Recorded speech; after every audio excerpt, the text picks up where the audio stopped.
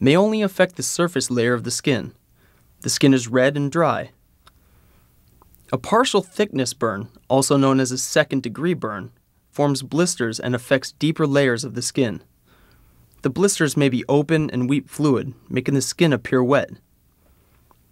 A full-thickness burn, also known as a third-degree burn, is the most severe burn.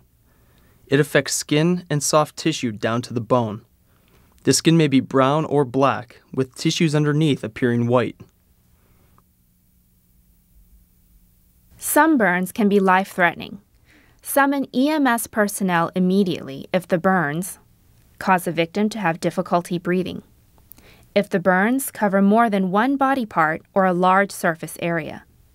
If the burns appear on the head, neck, hands, feet, or genitals. If they appear around the mouth and nose. If they are on a child or an elderly person. If they are burns resulting from chemicals, explosions, or electricity. Mike, go call 911! First thing we need to do is cool this burn. To care for burns, flush the burned area with cool water. This should cool the burn off. Cover the burned area with dry, sterile dressings. Loosely bandage the dressings in place. Finally, take steps to minimize shock. And comfort and reassure the victim. Now just relax, and I'm going to wait here with you until the paramedics arrive.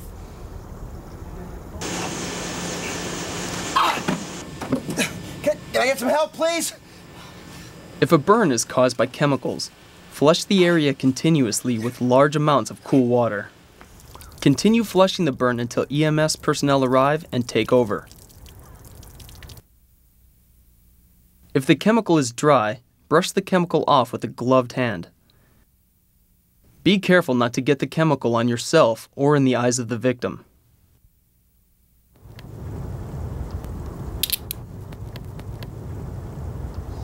If the burn is caused by electricity, do not cool the burn or flush it with water. Cover the burn with a dry, sterile dressing and bandage loosely. Take steps to minimize shock.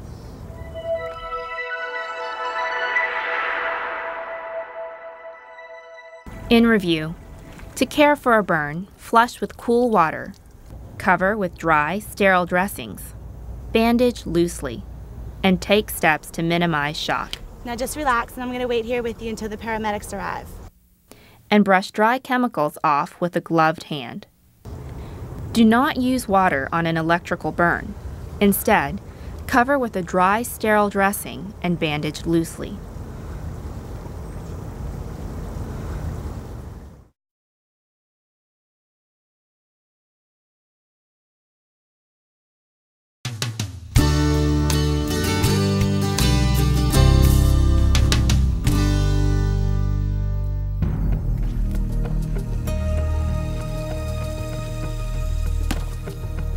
Exposure to extreme heat can make a person ill, but even when temperatures are not extreme, a person can develop a heat-related illness. The risk of a heat-related illness depends on the victim's age, physical activity, general working or living conditions, state of health, and other environmental conditions such as wind and humidity. Heat-related emergencies occur when the body overheats and is not able to cool itself effectively. Heat exhaustion is the most common type of heat emergency. The signs and symptoms of heat exhaustion include cool, moist, pale, flushed, or ashen skin, headache, nausea, dizziness, weakness, exhaustion, and heavy sweating. If not cared for promptly, heat exhaustion can progress quickly to heat stroke, a life-threatening condition.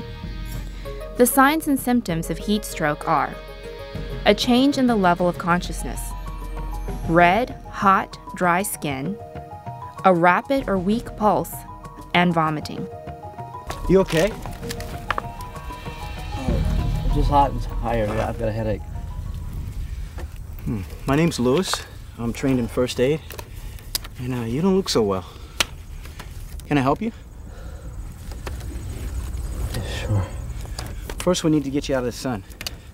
easy. Here we go. To care for a victim of a heat-related emergency, move the victim to a cool place. Loosen tight or remove perspiration-soaked clothing. It's kind of hot out here, so probably help if you remove your shirt so you can cool down a little bit.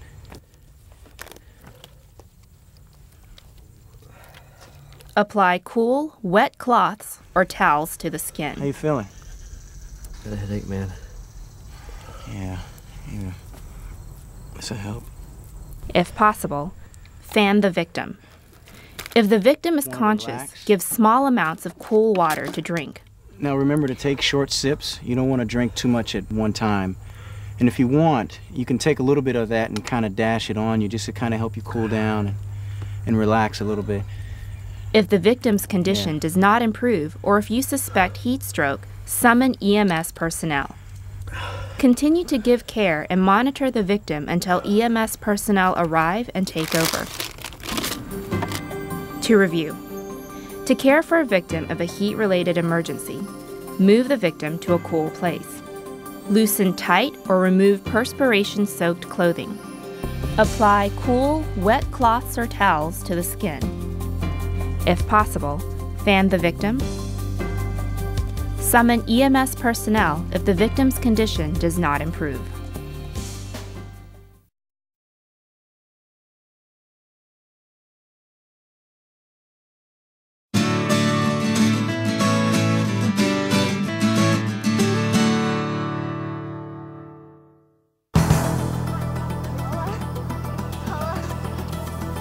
Oh, it's cold. No, it's fine.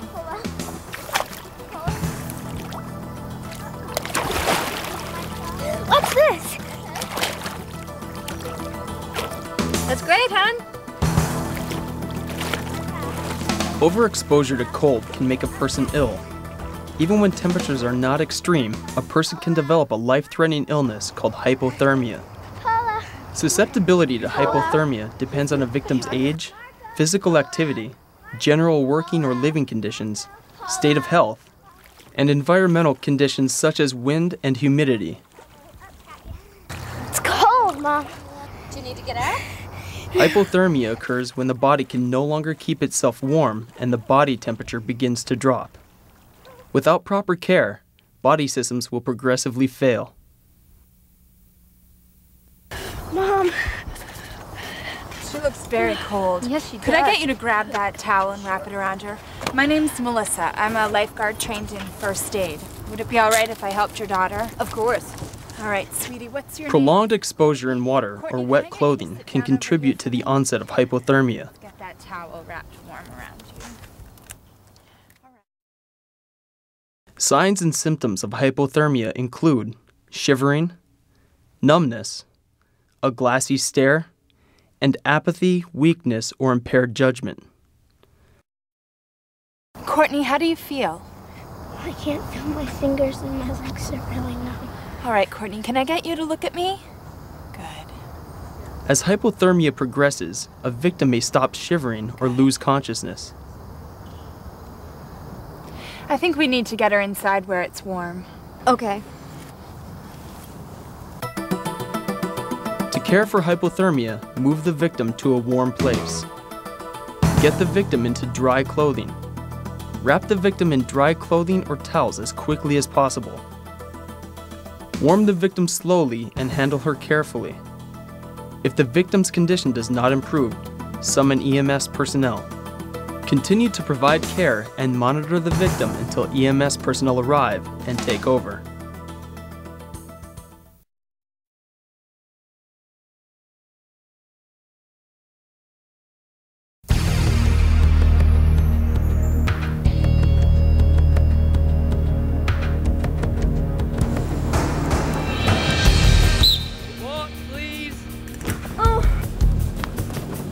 Injuries to muscles, bones, and joints can occur as a result of accidents at your facility. My name's Brian. I know first aid. Can I help? Yes, please.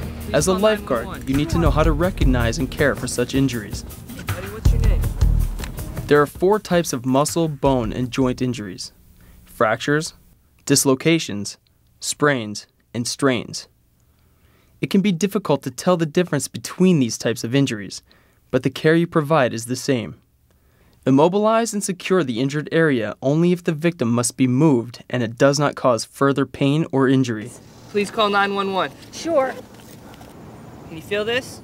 Yes. Can you wiggle your fingers? If the victim is unable to move or use the injured area, or if you suspect a head, neck, or back injury, summon EMS personnel. This is a sling. This is going to hold your arm in place. To care for a muscle, bone, or joint injury, support the injured area above and below the site of the injury. Check for feeling, warmth, and color below the injured area. Immobilize and secure the injured area. Recheck for feeling, warmth, and color below the injured area. Hold it real still, okay? Splinting is a technique used to immobilize the injured area and keep it from moving. For an arm injury, a sling and binder can be used to immobilize the area above and below the injury. To immobilize an arm injury, leave the arm in the position you find it or in the position in which the victim is holding it. Check for feeling, warmth, and color. Can you feel this? Yes. Can you wiggle your fingers?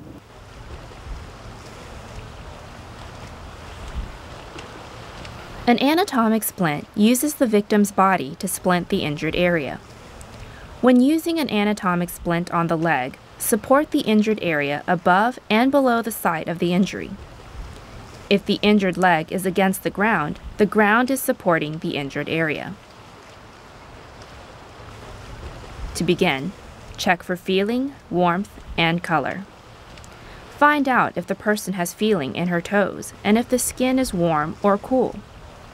To place the splint, thread several folded triangular bandages under the injured leg. Guide each triangular bandage through the gap under either the knee or ankle and slide it into position. This will help minimize movement of the injured leg. Place the folded triangular bandages above and below the site of the injury. Then, move the uninjured leg next to the injured leg. Tie the triangular bandages securely with knots. Do not tie any of them directly over the injured area.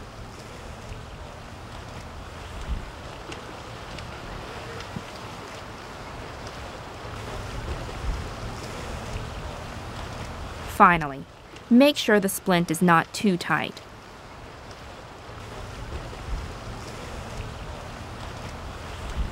Recheck for feeling, warmth, and color. Other parts of the body can also be used as anatomic splints. For instance, an injured finger can be splinted to another finger.